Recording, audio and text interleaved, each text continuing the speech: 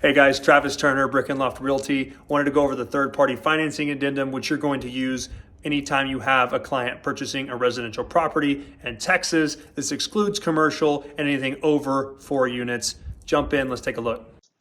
Okay, this is the third party financing addendum. This is what you're going to attach anytime your buyer is getting a loan on their property and they're not paying cash. There's different types of third party financing addendums that you may use depending on what type of deal you're using. There's a commercial one that you would use for commercial contracts, buildings, things like that. This is for residential property. So we're going to put our address here on the contract that I explained in the 1 through 4 contract for Texas that you can watch the video on. We used 1111 Main Street, Texas Avenue in Lubbock, Texas, and that's in Lubbock here. So you can fix the address if you need to make it more clean up here. It's going to look better whenever you're not using dummy addresses. So you have to pick the type of financing that your client's rolling with. So here we've got conventional financing, one of the more common note types. So you'd click A, that's conventional financing. If we're using a conventional note, you check if it's a first mortgage loan and the principal amount of, let's just say we were with a $200,000 property before. They're putting 5% down, which would equal about $10,000, or it does equal $10,000, and then minus $200,000, that'd give you $190,000 remaining in a loan. Now, if they're living in the property, chances are they're going to get a 30-year note. This is what you're going to get on their pre-approval letter whenever you get them set up for financing with a lender.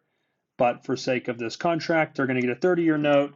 Rates right now are sitting about 6%, so we're going to roll with, usually go to a half point to a point above the current interest rate. We're going to do it for 30 years, and we're going to do 1% of the loan.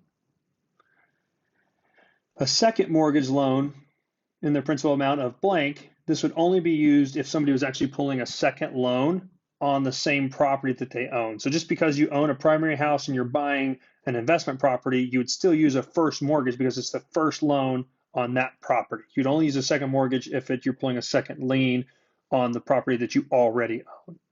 Texas Veterans Loan is another option you may use. FHA is one of the most common.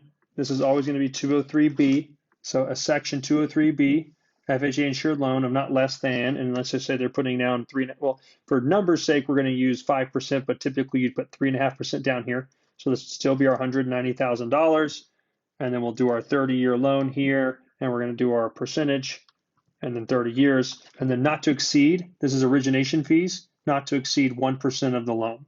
This is from the buyer estimate of that pre-approval you get. Next loan type is VA guaranteed financing. This is for veterans that have been in the military or served to some degree. They will be able to get a VA guaranteed financing loan. Basically, this means they don't have to put any money down. They get a pretty good interest rate, and it's honestly an awesome program. So if they are able to qualify for it, it's best for them to use it.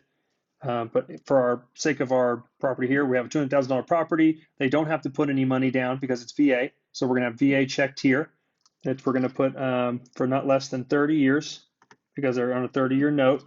They're not going to exceed 6.5% because they're going to get a little bit better term than most traditional loans, and then we're not going to exceed 1% of the loan. This is almost every time you're going to put 1%. The reason, I'll go back, the reason we put 30 and 30, 30 and 30 is because they're living in the property. This is a 30-year fixed note for the life of the loan. If you're buying an investment property, you may have a 5-year fixed, and you may have a 15-year ammo. So you might have the property financing change or the interest rate change with market after the fixed years. So you would say 7% per annum for the first, let's say it's a 20-year note, so you'd have due in full in 20 years, not to exceed 7% per annum for the first 5 years because it's only fixed for 5 years at 7% of the loan, and then it'll change the market, and this is the full term of 20 years here. That's what that is for. USDA guaranteed financing. This is another note that is offered for property in rural areas. You can check on their website to see if it's compatible or not, but this will basically give buyers the option to move to somewhere with some incentives, such as putting no money down and a good interest rate. Reverse mortgage financing.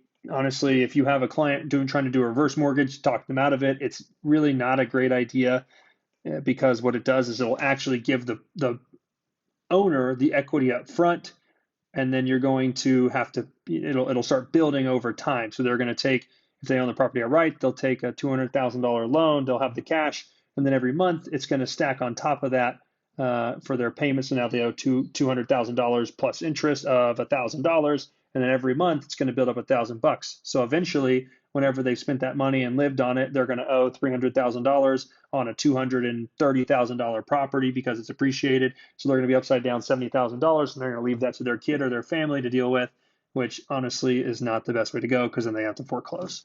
So approval of financing. This is for your buyer to get approved on financing. This is subject to buyer obtaining approval, and we want to typically put this as the same length as our option period, unless for some reason the lender thinks they need more days. If your client's already approved or pre-approved, you can put it's not subject to buyer obtaining approval. FHA VA required provision. This is the section that is the built-in security for FHA and VA loans, which is for the appraisal amount. So whenever the appraisal goes out, the appraiser goes out and appraises the property. This is the value that is built in here that protects your buyer. So if we're buying it for $200,000, we're going to put $200,000 here. So the property has to appraise for $200,000, or you have to renegotiate with the seller. Typically, they'll have to come down in price for your buyer to be able to purchase this property, or they can get their earnest money back. The reason this is so important is because this happens about 2 to 3 weeks into the contract process. So about 60 to 75% of the contract is already over. You're already past your option period, so your buyer pretty much has no outs of the contract. But if the property does not appraise for value, then your client can back out of the deal and get their earnest money back. And this is the third party financing addendum for Texas.